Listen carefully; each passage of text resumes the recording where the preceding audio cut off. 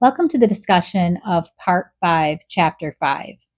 In this chapter, we see that Lebeziatnikov has come to get Sonia because Katerina Ivanova is going absolutely insane out in the streets, dragging her kids, screaming at them, beating them, trying to get them to perform so that they can get money. She's reacting to Amalia Ivanova, the landlady, turning her out. And this is just her absolute last ditch effort to try and get money and to figure out what in the world she's going to do with these kids. She's going out of her mind. She's just buried her husband. She's dealt with this very stressful situation of Sonia being falsely accused.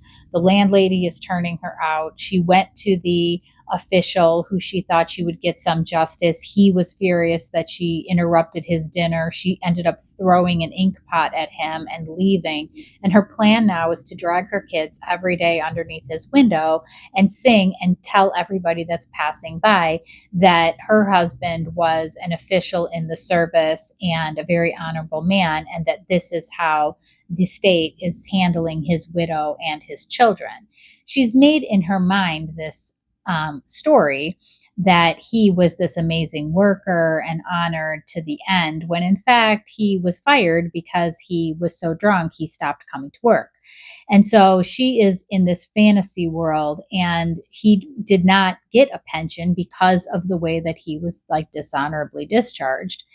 And she is telling everybody that that is not what happened, that he was actually honorable and in the service to the end, and that she is being refused benefits that, as his widow, she should have claim to. She's dragging her kids through the streets. They don't know what's going on. They don't know the song. She's furious at them for not knowing the songs, not knowing the dance steps. She's trying to teach them on the spot, and she wants one of them to dance and some of them to sing. And people are just gawking. I mean, she's acting like an absolute madwoman screaming in the streets. So she does have a crowd, but not a paying crowd, a crowd that's just following her around and like, wanting to watch the train wreck that's happening in front of them. And so Lebeziatnikov, because he does care about Katerina Ivanova and Sonia, he's known them for a long time, he's lodged next to them for a long time, comes to get Sonia because he knows that that's the only chance that somebody's going to be able to get Katerina Ivanova to calm down and to help these poor children who are being, dragged all over the city. So they get to Katerina Ivanova, and she is just raving. She sees Raskolnikov and she sees Sonia, and it's not calming her down. She's saying that this is their last hope. And Raskolnikov's trying to reason with her, saying this is not the way that a woman who is running a genteel school for girls would be behaving, because that was her plan. She's like, that plan is over. She's come to reality, to terms with that plan would never have really worked, and that she feels like this is basically where she's going to end up. She's going to end up on the streets. And pretty soon, the crowd has drawn the eye of a policeman. So a policeman is coming up, an official is coming up, and he's like, listen, lady, you got to have a you've got to have a certificate to be able to be here on the streets and doing this kind of organ grinding, begging type of a thing. And she's like, well, I just buried my husband today, and what are you telling me that I need a certificate? She's being completely irrational. The kids are terrified because their mother's acting like a lunatic, and now there's a policeman there. So they start running away. She runs after them and she falls down.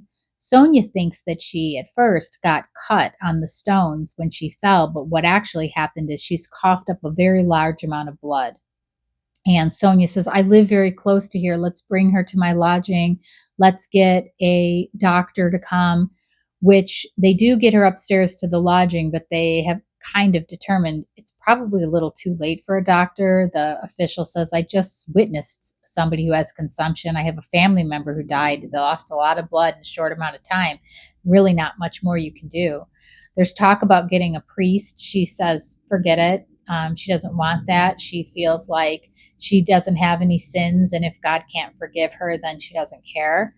And then she goes into a state of delirium where she's just rambling. She's just talking in a very delirious manner, still talking about the songs, still crying out to the children, still living in the past of when she danced the dance in front of the governor. just kind of going through a series of incoherent statements, coming to every once in a while to talk to Sonia, and then she dies. When she dies, Raskolnikov goes to the window, and Lebeziatnikov comes up to him, and they're like, she's dead. Like, they're just kind of like, Raskolnikov, this is what he's been expecting. This is what he's been trying to tell Sonia. Like, was the end game. She should have never become a prostitute, because this is always how it was going to end. It was going to end with these kids being orphans and probably ending up in the streets begging. But right at that point, Svidrigailov comes up, and Raskolnikov's very surprised to see him. He didn't see him in the crowd. He doesn't understand why he's suddenly in the room, but a lot of the lodgers have heard the commotion and are coming out to see what's going on. And Svidrigailov says, well, since you didn't take up my offer for Dounia to take the 10,000 rubles, I'm going to take that money and I'll take care of these orphans. I'm going to take care of the funeral expenses.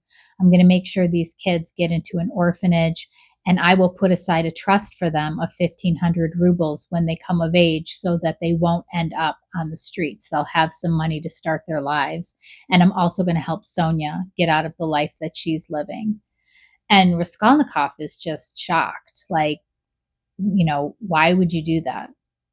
And Svidrigailov repeats to Raskolnikov his own words. And he says, I want to read it because it's very interesting. He says, you're a skeptical person, laughed Svidrigailov. I told you I had no need of that money. Won't you admit that it's simply done from humanity? She wasn't a louse, you know. He pointed to the corner where the dead woman lay. Was she, like some old pawnbroker woman? Come on, you'll agree. Is Luzin going on living and doing wicked things, or is she to die? And if I didn't help them, Polenka would go the same way. These are the exact things that Raskolnikov had said to Sonia when he was telling her that he killed the pawnbroker. He was talking about the pawnbroker's life over Katerina Ivanova's. Like, if there was a choice to make, wouldn't it make more sense to kill the pawnbroker? And Sonia's just like, I don't think anybody should be killed. Sonia really wasn't getting it. But remember that when Svidrigailov had overheard the last conversation, he'd brought a chair there right next to the wall because he wanted to be able to sit and listen to the conversation the next time Raskolnikov came. And so indeed, he did hear the entire conversation, the conversation where Raskolnikov confessed to Sonia of killing the pawnbroker. So he knows. And Raskolnikov is shocked that he knows and asks him how he knows. And Svidrigailov says, well, I live right next door. This is, Sonia's room, and my room is right on the other side. I rent from the lodger the next over.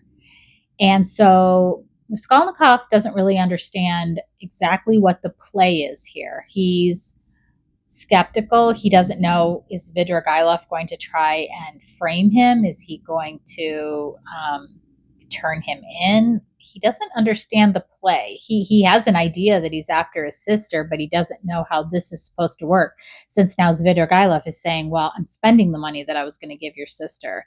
And I told you, I don't have need of this money. So if your sister's not going to take it, then I'm going to use it this way. And he said, I told you we'd become friends. Svidrigailov is laughing. He's like, I told you we'd become friends, and here we are.